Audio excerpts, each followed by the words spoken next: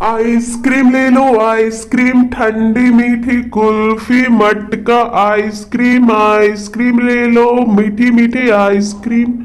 ये क्या, अब तो बारिश का मौसम, ये कैसे अचानक तूफान आ गया।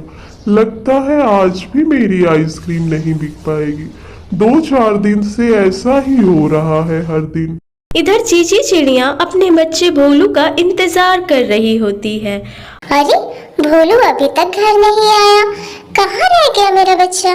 स्कूल तो कब की छुट्टी हो गई होगी, बारिश भी आने वाली है। इधर भोलू घर की तरफ आने लगता है और घर पहुंच जाता है।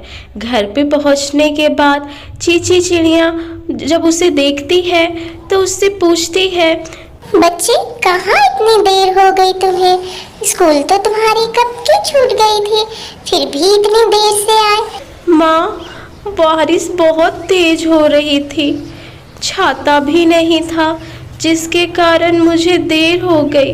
मैं स्कूल पे ही रुक गया था। माँ, मुझे छाता लेना है। सभी बच्चे छाता लेके आते हैं और घर भी वापस टाइम पे चले जाते हैं और मुझे स्कूल में ही रुकना पड़ता है। ठीक है भोलू बेटा, जैसे ही तुम्हारे पापा आएंगे मैं उन्हें तुम्हें छाता लेने के लिए कह दूंगी।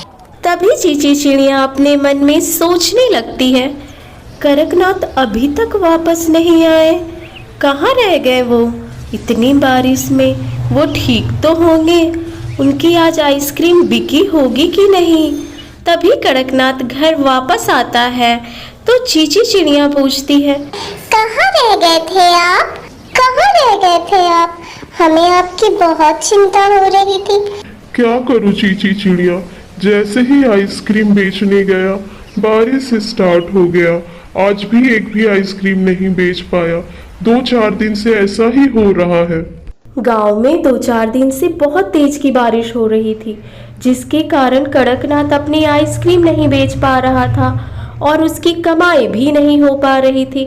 सब बहुत चिंतित थे। आप चिंता मत कीजिए जी, हफ्ते भर का अनाज मैं अभी संभाल के रखी हूँ, हमारा गुजारा हो जाएगा। लेकिन चीची चिड़िया, मैंने सुना है कि ये बारिश जो है हफ्ते भर से ज्यादा दिन रहेगा।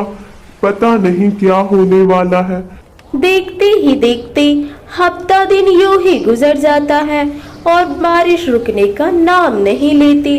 सभी लोग बहुत चिंतित में आ जाते हैं कि बारिश कब रुकेगी। तभी मौसम की जानकारी देने वाले पक्षी गांव में घूमने लगते हैं और सभी को चेतावनी देते हैं। सभी पक्षी उसकी आवाज को बहुत ध्यान से सुनते हैं। सभी पक्षी ध्यान से सुनो, बारिश अभी बहुत तेज की हो रही है और आने वाले 1 हफ्ते तक होती रहेगी। सभी अपने घर पे रहिए और अपना अपना अनाज की व्यवस्था कर लीजिए। अब क्या होगा जी, हमारा अनाज तो खत्म हो चुका है और हम 1 हफ्ता और कैसे गुजारा करेंगे। तुम चिंता मत करो चीची चिड़िया, हम अभी गांव में जाते हैं और मदद मांगते हैं, हमें कोई ना कोई अनाज दे ही देगा। यह कहकर वो गांव की तरफ निकल जाते हैं। सबसे पहले वो रानू दीदी के घर जाते हैं। ओ रानू दीदी, रानू दीदी, घर पे हो क्या आप? मदद करो, हम मुसीबत में हैं और इंतजार करने लगते हैं।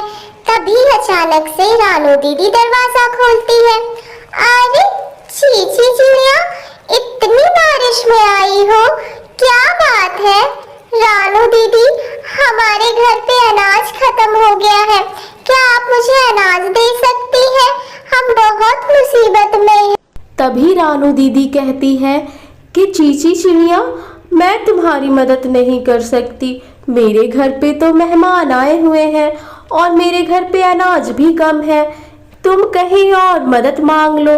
दोनों बहुत निराश हो जाते हैं और गांव की तरफ निकल जाते हैं।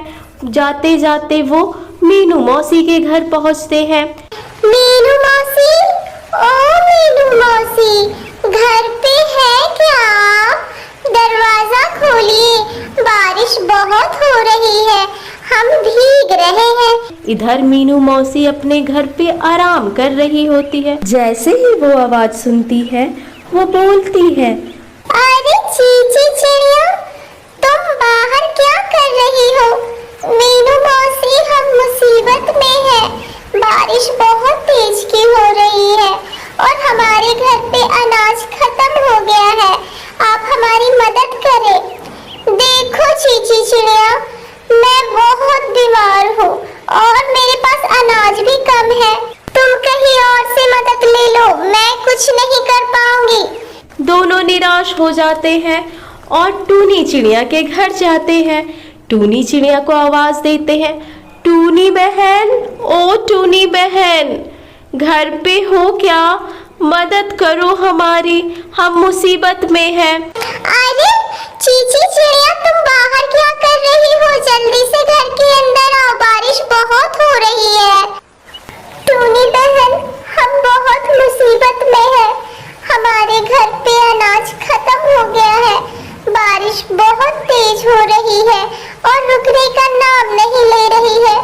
ये लो अनाज चीची चिड़िया, मेरे घर पे तो बहुत अनाज है।